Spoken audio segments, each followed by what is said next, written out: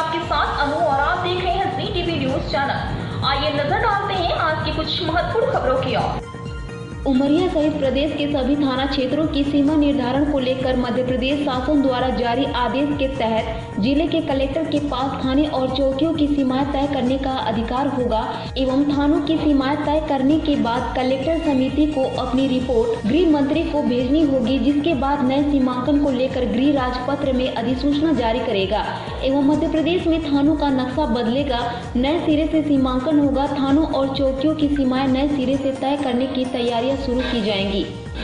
एवं जारी इस आदेश के तहत प्रदेश भर के थानों और चौकियों की सीमाओं का निर्धारण होगा, जिससे लोगों को कानून संबंधित सहूलियत होगी एवं कार्य प्रणाली को लेकर संबंधित विभाग को भी सुविधाएं होंगी। वहीं शहडोल जोन के एडीजी डीसी सागर ने कहा कि मध्य प्रदेश शासन द्वारा आदेश जारी किया गया है, जहां कुछ मौलिक बिंदुओं को लेकर जिले के जो थाने हैं एवं थाना क्षेत्र अंतर्गत जो गांव हैं उनका पुनर्निर्धारण किया जाए, जिससे कि जो फरियादी है उसे रिपोर्ट करने के लिए गांव से अधिक दूरी तय न करनी पड़े। साथ ही पुलिस के जो विवेचक हैं उन्हें भी संबंधित थानों पर पहुंचने में कठिनाई न हो एवं गाँव संबंधित थानों के नजदीक हों। ये पूरी प्रक्रिया आगामी दिनों में पूरी की जाएंगी एवं इस पर कमेटी बनाई गई है। जनप्रतिनिधियों सहित जनता के सुझाव प्राप्त किए जा रहे हैं और जनहित में जो भी सुझाव आएंगे उसे कमेटी को समीक्षा करनी होगी। मानचित्र पर भी समीक्षा होगी, उसके बाद आदेश पारित होगा। पेश उमरिया से शंकर सिंह की खास रिपोर्ट।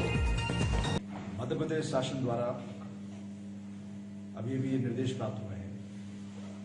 कि कुछ मौलिक बिंदुओं को लेकर जो जिले के थाने हैं उनकी जो सीमाएं हैं, उसमें जो गांव हैं थानों में उनकी जो सीमाएं हैं उनका पुनर्निर्धारण किया जाए, जिससे कि नंबर 1 जो फरियादी है उसको अपने गांव से थाने में रिपोर्ट करने के लिए ज्यादा दूर न जाना पड़े, अव्यवहारिक दूरी न हो। और दूसरी चीज ये कि थाने से भी जो पुलिस के अधिकारी कर्मचारी विवेचना में जाते हैं या फिर जो लॉ एंड ऑर्डर में जाते हैं या फिर जो पेट्रोलिंग में गश्त में जाते हैं, उनको भी ये सुविधा रहे कि जो गांव हैं वो संबंधित थाने के व्यवहारिक रूप से नजदीक हों। तो ये पूरी चीजें आगामी दिनों में की जाएंगी। इसमें जनता के सुझाव प्राप्त किए जा रहे हैं, जनप्रतिनिधियों को सुझाव प्राप्त किए जा रहे हैं और साथ ही इसमें कमेटी बनी हुई है जिसमें जिला कलेक्टर, पुलिस अधीक्षक और अभियोजन अधिकारी इसके सदस्य हैं। उनको इन पूरे जनहित में जो सुझाव आएंगे उसकी समीक्षा करनी होगी, आधारभूत समीक्षा होगी, वो पूरे मानचित्र पर समीक्षा होगी और उसके बाद फिर इसमें वो आदेश पारित होगा। जिले में जो भी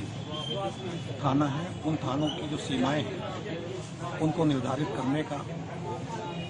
जो आदेश है ये स्वागत योग्य है। हमारे उमरिया जिले में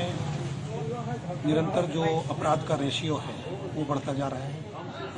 इन परिस्थितियों में मध्य प्रदेश शासन का ये आदेश कि थानों की सीमाएं निर्धारित की जाए बहुत ही अनुकूल है और स्वागत योग्य है।